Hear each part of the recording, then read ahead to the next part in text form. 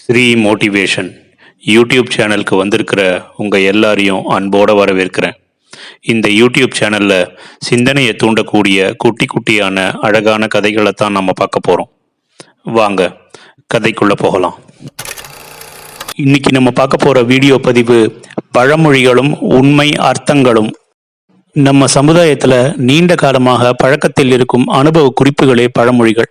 பழமொழி அப்படிங்கிறது நம்ம சமுதாயத்தின் அனுபவ முதிர்ச்சியையும் அறிவு கூர்மையையும் தான் விளக்குது. ஒரு பொருளை சுருக்கமாக தெளிவாக சுவைப்பட சொல்வதில் பழமொழிகள் மிகச் சிறப்பு வாய்ந்தவை அப்படின்னு நம்ம சொல்லலாம். நம்முடைய காலம் காலமாக தொன்று தொட்டு வரும் சில பழமொழிகளையும் அதன் உண்மை அர்த்தங்களையும் தான் இந்த பதிவில் நம்ம தெரிந்து கொள்ள போகிறோம். முதலாவது, 16 பெற்று பெருவாழ்வு வாழ்க. புதிதாக திருமணமான மணமக்களை வாழ்த்தும் போதோ அல்லது மனநிறைவோடு ஒருவரை வாழ்த்தும் போதோ 16 பெற்று பெருவாழ்வு வாழ்க அப்படின்னு தான் நம்ம வாழ்த்துவோம். 16 பிள்ளைகள் பெற்று பெருவாழ்வு வாழ்க அப்படிங்கிறது நம்முடைய பல பேர் அர்த்தம் கொண்டுட்டு இருக்காங்க. ஆனா அது உண்மை இல்லை. உண்மையான அர்த்தம் என்ன அப்படின்னா 16 செல்வங்களை பெற்று பெருவாழ்வு வாழ்க அப்படிங்கிறது தான். அந்த 16 செல்வங்கள் என்ன தெரியுமா? நோயின்மை, கல்வி, செல்வம், குறையாத தானிய வளம், ஒப்பற்ற அழகு, நுண்ணிய அறிவு, புகழ், பெருமை, இளமை, குழந்தை பேறு, வலிமை, துணிவு, நீண்ட ஆயுள், காரிய வெற்றி, நல்விதி மற்றும் இன்ப நுகர்ச்சி அப்படிங்கிறது தான் அந்த 16. இரண்டாவது பழமொழி என்ன அப்படின்னா, கழுதைக்கு தெரியுமா கற்பூர வாசனை அப்படின்னு சொல்லுவாங்க.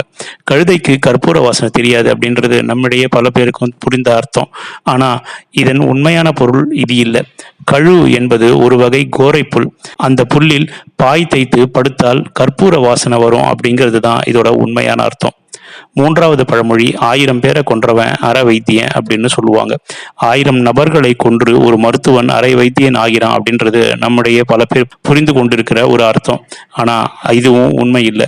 1000 வேரை கொன்றவன் அரை வைத்தியன் ஆவான் அப்படிங்கிறது தான் உண்மையான அர்த்தம். ஒரு நோயை போக்க 1000 வேரை கொண்டு ஒரு மருந்தை கொடுப்பவன் அரை வைத்தியன் என்பதே இதன் முழுமையான பொருள். அரை வைத்தியனுக்கே 1000 வேர் என்றால் அப்போது முழு வைத்தியன் எவ்வளவு விஷயங்களை கற்று இருக்க வேண்டும் அப்படிங்கிறது தான் நாம சிந்தித்து பார்க்க வேண்டிய ஒண்ணு. நாலாவது பழமொழி, ஆவதும் பெண்ணாலே அழிவதும் பெண்ணாலே அப்படிங்கிறது. இன்பமும் துன்பமும் பெண்களாலேயே நடைபெறுகிறது என்பது நம்மிடையே கொள்ளப்பட்டிருக்கிற பொதுவான அர்த்தம். ஆனா அதன் உண்மையான பொருள் நன்மை நடப்பதும் தீமை அழிவதும் பெண்ணை மையமாக கொண்டே நடைபெறுகிறது அப்படிங்கிறது தான். ஐந்தாவது, ஊரான் பிள்ளைய ஊட்டி வளர்த்தா தன் பிள்ளை தானே வளரும் அப்படிங்கிறது. மற்றவர்கள் பிள்ளைகளை ஊட்டி வளர்த்தா தன் பிள்ளைகள் தானாக வளரும் என்பதே இந்த பழமொழிக்கு நாம புரிந்து கொண்டிருக்கிற பொதுவான அர்த்தம்.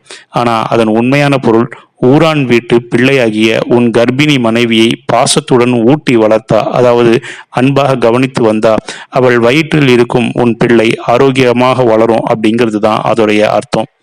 ஆறாவது பழமொழி, 5 பெற்றால் அரசனும் ஆண்டியாவான் அப்படிங்கிறது. 5 பெண் குழந்தைகளை பெற்றால் அவர்கள் வளர்த்து திருமணம் செய்து சீர் கொடுத்து அரசனும் தன் செல்வத்தை எல்லாத்தையுமே தொலைத்து ஆண்டியாகி விடுவான் என்பதே இந்த பழமொழிக்கு பொதுவாக நம்ம கொண்டிருக்கிற அர்த்தம். ஆனா உண்மையான பொருள் என்ன தெரியுமா? ஆடம்பரமாக வாழும் தாய், பொறுப்பு இல்லாத தந்தை, ஒழுக்கம் தவறும் மனைவி, துரோகம் செய்யும் உடன்பிறப்பு, பிடிவாத குணம் உள்ள பிள்ளைகள், இந்த 5 குணங்களை கொண்ட எந்த குடும்பமும் முன்னுக்கு வராது என்பதுதான் உண்மையான அர்த்தம்.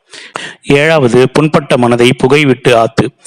இந்த பழமொழிக்கான அர்த்தம் என்னன்றத பொதுவாக நம்ம பார்ப்போம். மனது புண்பட்டிருக்கும் போது போதை ஏற்படுத்தக்கூடிய புகையிலை போன்றவற்றை எடுத்துக்கொண்டா கவலை மறக்கும் அப்படிங்கிறது தான் நம்முடைய பொதுவாக புரிந்து கொண்டிருக்கிற அர்த்தம்.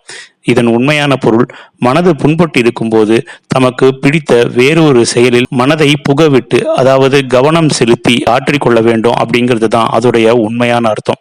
எட்டாவது, சட்டியில இருந்தா தானே அகப்பையில வரும் அப்படிங்கிற பழமொழி. பாத்திரத்துல சாப்பாடு இருந்தா தானே கரண்டியால எடுக்க முடியும் அப்படிங்கிறது தான் நம்முடைய பொதுவான அர்த்தமாக நம்ம பார்க்கிறோம். இதன் உண்மையான பொருள், சஷ்டியில் விரதம் இருந்தா குழந்தை பாக்கியம் கிடைக்கும் என்பதுதான்.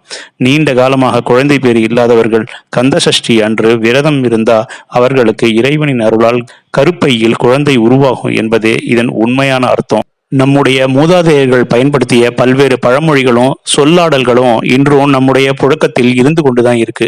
ஆனா அதற்கான பொருள் தான் மாற்றப்பட்டு வேறு வேறு அர்த்தத்துல நாம பொருள் கொண்டு புரிந்து கொண்டிருக்கிறோம். இனிமே எந்த ஒரு பழமொழியாக இருந்தாலும் அதன் உண்மையான பொருளை அறிந்து கொள்ள முயற்சி செய்யுங்க. அப்போதுதான் நம்முடைய முன்னோர்களின் அறிவு கூர்மையை நம்மால முழுமையாக உணர்ந்து கொள்ள முடியும்.